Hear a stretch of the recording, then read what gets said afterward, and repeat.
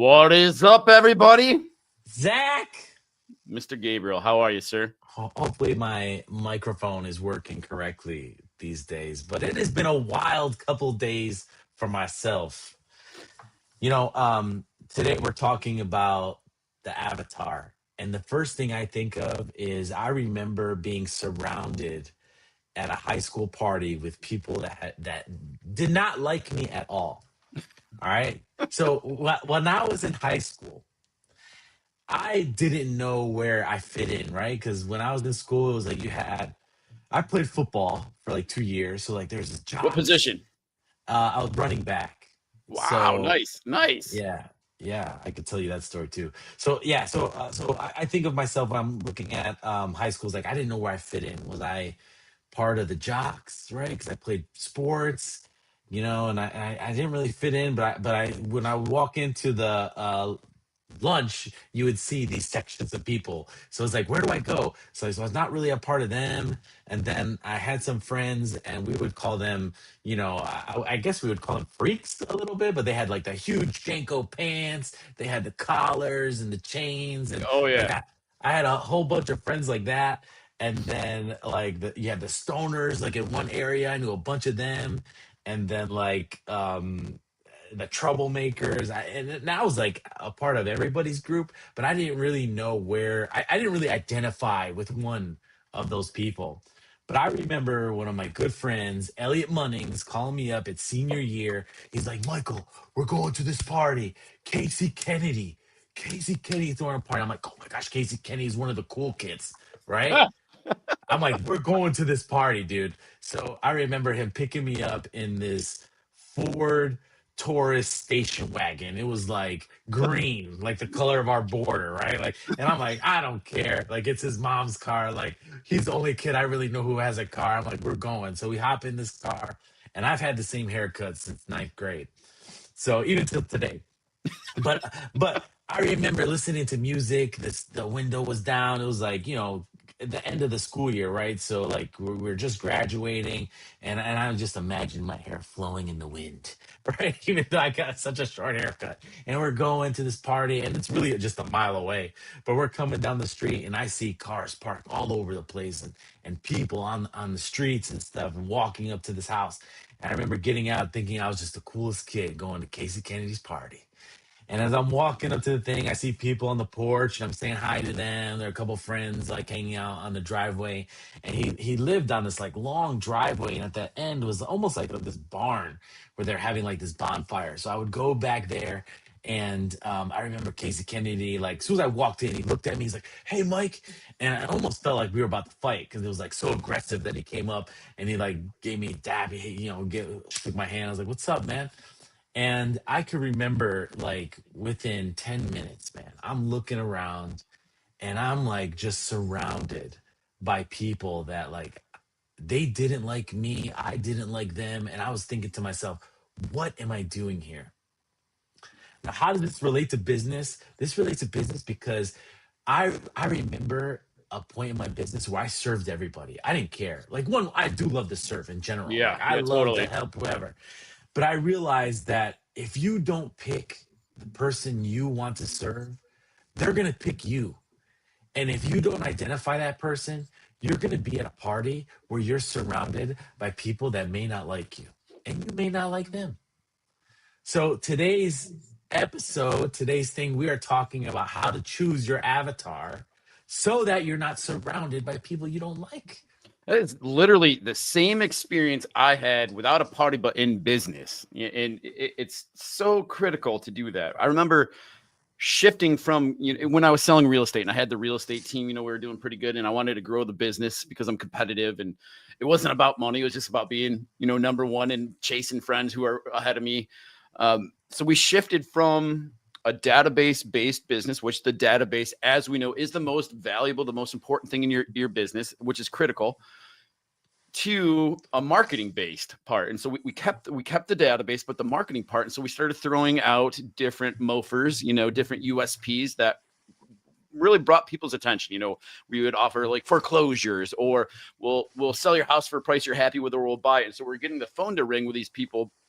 The problem, Michael, was that the way I was throwing it out there wasn't saying like, here are my people. I wasn't nuanced in attracting the kind of people that I worked with. So the same thing happened. So we started doing this. We started selling houses. There's one client, I never forget this guy.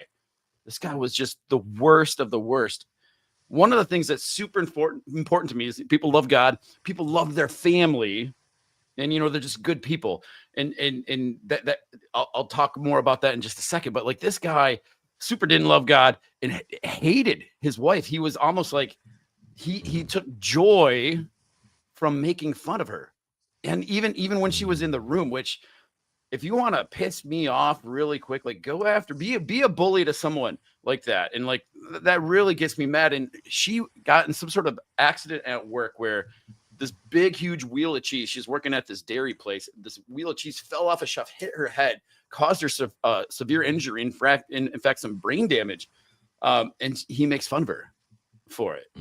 And I remember my team, I wasn't working with them directly, but my team goes on, they sell them a house, and we would do these client parties, right? And so at the end of the year, this isn't a high school party, but it's a client party. What I would do is I'd rent out a movie theater, or whatever the cool movie theater is at the end of the year, or the movie, we'd rent it out. I'd buy all the tickets and we'd have these people show up.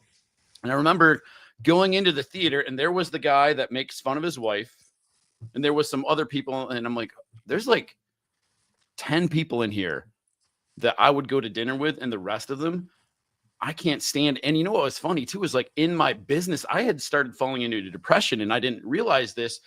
I was dealing with people that sucked the life out of me, that I didn't like being around, and changing who I was serving, going after like the avatar that I wanted to. I remember I had a business coach. Oh man, she was so awesome. She gave me permission to do this, and I was scared to do this. She's like, you need to blow up your database, cut out the people that you don't like, and only serve the people that you'd go to dinner with. And that was, they loved God, they loved their family, and they wanted to build a big business. Those were the 3 criteria which I picked. In my life changed. I went from, I would have to circle around the office before I could pull myself in to drive in to start calling and working with this database, because I just couldn't stand it, to like, oh my gosh, I'm hanging out with friends. Like, is this even work? Like I'm going to go show houses, or I'm going to go list a house, and they're like cool people. Like, all right, we got the house listed. What do you want to do? Let's grab a beer. Right. And so then we'd go have a beer or whatever. Right. And so just super cool people. And it was, like you said, I want to serve anybody. However, it's just a lot more fun when you enjoy the people. Absolutely. And I think, some of the values that you talk about is the things that you want is because the things that are inside of you, right? And they always say like your ideal client is you a few steps ago, right? Or a few Yeah, years totally. ago. So, when I work with, clients, especially back in the day, when I would ask them, I said, first of all, think about the person that you is your ideal client is like the person that you love the most right now. Like, who is your favorite client right now that you would almost work for free for? And if that's the person, let's build something around them. Now, it's so important from a traffic standpoint when you start understanding these demographics. Is it men? Is it women? Are they 30? Are they 40? Are they, teenagers? Like wherever you're at, that way I can now take those demographics once we identified them, and I could put them into the machine of Facebook or Google, and I could start literally picking out the people who I want to go after. So I think it's important that once you understand who your ideal client is, that you start building out what they look like, where do they live, where do they go, and I think that's a very a nice segue into something that you wanted to talk about, because once you understand where your audience is, now all you have to do is drop that little hook in there, and you could just go fishing all day. Totally. Yeah, totally agree. We have a powerful tool that we give away for free 90 free. This is something when we onboard a client that will go in depth on this avatar. It is so important, and there's different types of avatars. Let me touch a little bit on this real quick. What Michael was just talking about, like throwing your hook into a certain pond, those ponds are a version of an avatar too. And we're going to talk more about this. I'm bringing in Chet Holmes, Dream 100. We'll just at least touch on it a little bit.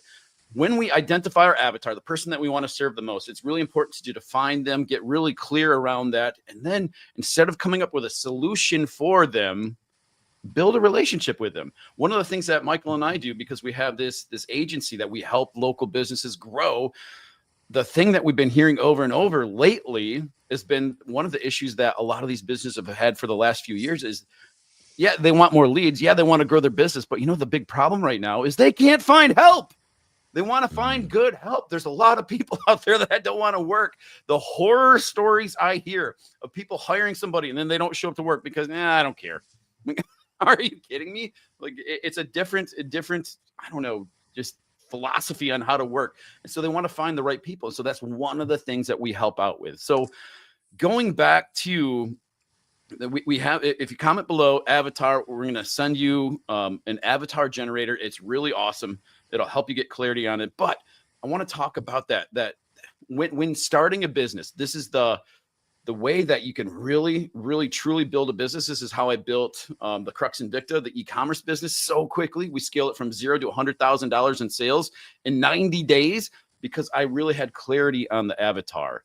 And I really went after the avatar. And then, just like you were saying, Michael, I knew where to find those people. And so I could throw my hook into that perfect pond. Why? Because that's where my people were congregating. And so if you think about it, you really want 2, if not 3 different avatars domain, or what I would call it more Dream 100. So like the Dream 100 would be, who's the perfect person? Like if you could only serve 100 people, what do they look like and who are they? Start to identify them and actually build out a list, like on a spreadsheet, have your Dream 100 list. And we do this for the different businesses we have. The second one is, where are the sources that these people are congregating? And so if we think about, I'm going to use real estate agents for an example. If we use real estate agents, at Keller Williams, they get together once a year. It's called family reunion. 20,000 of these people, they descend upon family reunion. They're all in the room. These guys are all selling a ton of real estate. If I was going after real estate agents, that's the perfect place to go. Gary Keller leads Keller Williams. If you get Gary Keller to mention your business, that guy is totally in the Dream 100. And so like you would be instantly flooded with business. And so it's important to not only identify your people, but then where are they congregating? Where are the pools, the ponds, like Michael called them, that they're hanging out in, that you can then throw your bait into? Or more importantly, the person that controls that pond, that is the king of the pond. How can you get that person to endorse you or allow you to use their credibility, their rapport to influence those people? Yeah, and it's funny that you mentioned the Dream 100, because if they're a big enough influencer from a paid traffic standpoint, I can target that influencer, and then I can target that influencer's followers, right? So once you understand the dynamics or the nuances of your avatar and the person that you want to serve, even down to even maybe the podcasts they listen to or the YouTube channels that they watch, these are all ways that we can use for traffic to make sure that your message is getting to the right person at the right time. Absolutely. Absolutely. And then I want to reiterate this because a lot of people will skip over this. We work with a lot of businesses. Some of them are well established. I work with people because I have a heart for the new entrepreneur, the startups where they're just getting started. They'll come up like, oh, I got the perfect idea here. This is the better mousetrap. But their people don't want that better mousetrap. It is really important to build a relationship. Some of these ponds that you go fishing in are literally Facebook groups that you go join and you start contributing there. You start just like helping out. You see a question, you answer the question. You start to build the rapport. They know, like, trust, and believe you have the best solution for them. You start to build that rapport, but then you'll also start to here's the actual pain point. When you can find that pain point and you have the solution to it with the rapport with your people, you have a printing press. I love it. So make sure you, what is it, comment that word avatar, and we will send you what you need. Absolutely. Awesome, Zach. Well, so what's next week? What are we going to talk about next week? I think we should go deeper into the Dream 100. I'm chomping on Love some it. cool AI stuff that we've been working on lately that we should address that too. But at the end of the day, the Dream 100 and really attacking this list, like we were talking about, like this is the way empires can be built on the cheap. All right, guys, you heard it. Stay tuned for the next episode, Dream 100. But right now, pick your avatar. We'll see you guys soon. Comment the word avatar to get your free gift. Let's go. All right.